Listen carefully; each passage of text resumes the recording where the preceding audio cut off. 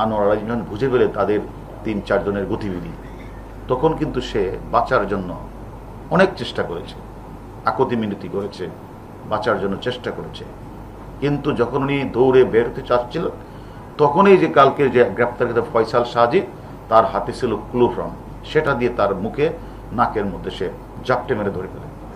তখন তিনি আর কতক্ষণ তিনি ধাক্কাধাক্কি করলেও পরে তিনি নিস্তেজ হয়ে যান। ওই নিস্তেজ হয়ে যাওয়ার পরে আমরা পূর্বে অনেকবারই বলেছি, তখন তারা এই হত্যাকাণ্ড সংগঠিত করেছে। মুস্তাফিজ এবং ফয়সাল সাজিদ তারা বাংলাদেশে আসে 19 তারিখ।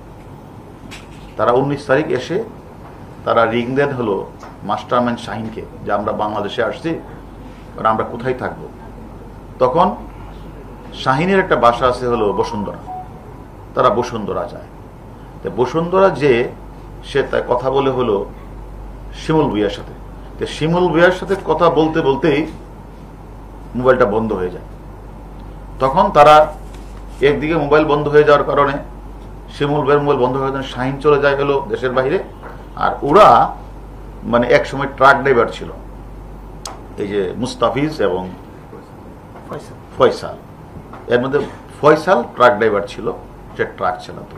তো এই কারণে সে ওই পাহাড়ি এলাকা, খাগড়াছড়ি, বান্দরবন, ফটিকছড়ি, সীতাকুণ্ডুর পাহাড়ি এলাকাগুলো সে চিনে।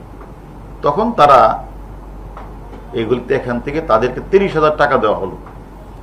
ওই যে শাহিনীর যে বাসার যে যে সিকিউরিটি গার্ড, সে তাকে 2 জনকে 30,000 টাকা দিল, এই মুহূর্তে তোমরা ছড়ো। তখন তাদের মোবাইল বন্ধ হয়ে যায়। ওই 30,000 টাকা নিয়ে 2 জনে তারা চলে যায় হলো এখানে। সেখানে তারা ওই গিয়ে শ্রী শ্রী পাতাল কালী মন্দিরে গিয়ে তারা ধুতি পরিহিত অবস্থায়, তাদের মাথার চুল চেঞ্জ হয়ে যায় এবং সে বলে যে আমি সেখানে বলে যে আমি সেখানে কালী মা, আমি মা কালীর অনেক ভক্ত, এই জন্য মা কালীর সাথে আমার থাকতে হয়। এই জন্য সে ওই ধুতি পরে সে শ্রী শ্রী পাতাল মন্দিরে, কালী মন্দিরে সে থাকে আর খুব ভক্ত, সে ওইখানেই পড়ে থাকে। এবং তারাও তাকে যখন দেখলো যে তাদের মাথায় চুল কাটা, ধুতি পরিহিত, এবং সেখানে তারা ওই প্রতিদিন দুপুরে 120 টাকা, রাতে 120 টাকা দিত, সে তারা বাজার করে সে খাবারটা খেত। এবং তারা পুরাপুরি তারা নামও চেঞ্জ করে ফেলেছে, তারা চুলের ধরন, ড্রেসের ধরন, তারপরে তারা একদম সবকিছু চেঞ্জ করে সেখানে তারা অবস্থান করছে। এ পর্যন্ত আমাদের হাতে গ্রেপ্তার হয়েছে টোটাল 7 জন, এবং 7 জনের মধ্যে অলরেডি এর আগে 4 জন 164 করেছে। আর আমাদের গতকাল যে মূল যে ঘাতক দলের 2 সদস্য ফয়সাল সাজি এবং মুস্তাফিজকে আজকে আমরা আদালতে প্রেরণ করব, এবং আমরা সেখানে তাদের জন্য 10 দিনের রিমান্ড আদালতের কাছে আমরা প্রার্থনা করব। আর মাস্টারমাইন্ড বা মোটিভ, পরিকল্পনাকারী, অর্থদাতা, এগুলি তো অন্য বিষয়। আমরা বলেছি কেলিং মিশনে যে 7 জন অংশগ্রহণ করেছে, এই 7 জন কলকাতা পার্টে, বাংলাদেশ পার্টে সকলেই গ্রেপ্তার হয়েছে। আর যে কথাটা বলেছেন, অবশ্যই এখনো আমাদের কাছে শাহিন মাস্টারমাইন্ড, কারণ উনি তো কলকাতার সঞ্জীবা গার্ডেনে বাসাটা ভাড়া নিয়েছেন তার পাসপোর্ট দিয়ে, তার সাথে ডিট করে। এই যে পরিকল্পনা, এই যে হত্যাকাণ্ডের প্রেক্ষাপট, বাসা ভাড়া করা, এগুলো তো শাহিনই করেছেন। এবং শাহিন সেখানে শেষ করে 10 তারিখ ইনি বাংলাদেশে ফিরে এসেছেন। যখনই ওই হত্যাকাণ্ডের কিলিং মিশনে অংশগ্রহণ করা যে 7 জন, তারাও যখন একে একে যখন তারা বাংলাদেশে এবং কেউ নেপালে চলে যায়, এর মধ্যে গ্রেপ্তার হয়েছে আমাদের কাছে শিমুল ভুইয়া।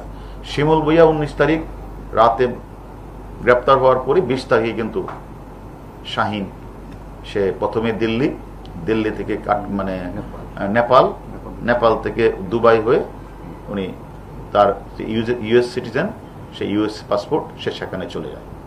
এখন আমাদের কাজ চলছে, আমরা অলরেডি আমাদের পুলিশ হেডকোয়ার্টারের এনসিবির মাধ্যমে আমরা ইন্টারপোলের কাছে চিঠি লিখেছি, আমরা আমেরিকান এম্বাসির সাথে কথা বলেছি, এবং কলকাতার পুলিশকে আমরা অনুরোধ করেছি, কারণ তাদের সাথে, কলকাতার পুলিশের সাথে বা ইন্ডিয়ার সাথে মার্কিন যুক্তরাষ্ট্রের একটা এক্সট্রাডিশন ট্রিটি আছে। এবং এছাড়াও যেহেতু হত্যাকাণ্ডটি সংঘটিত হয়েছে এখানে, হত্যার মামলাটা রুজু হয়েছে সেখানে, এবং এটা আমি মনে করি ইন্ডিয়ার কাছে তো এটা মোস্ট ওয়ান্টেড, এবং আমি মনে করি যেহেতু মোস্ট নিডফুল কান্ট্রি হলো ইন্ডিয়া, তারাও চেষ্টা করবেন এবং তারা খুব আন্তরিকতার সহিত ইন্ডিয়ার চেষ্টা করছে, এবং হয়তো ডিএনএ টেস্ট শেষ করার পরে হয়তো তারা, আমরা মনে করি মানে মোটামুটি এটা মানে আমাদের যে তদন্তর প্রায় একটা মানে কনক্লুসিভ পর্যায়ে আমরা আছি।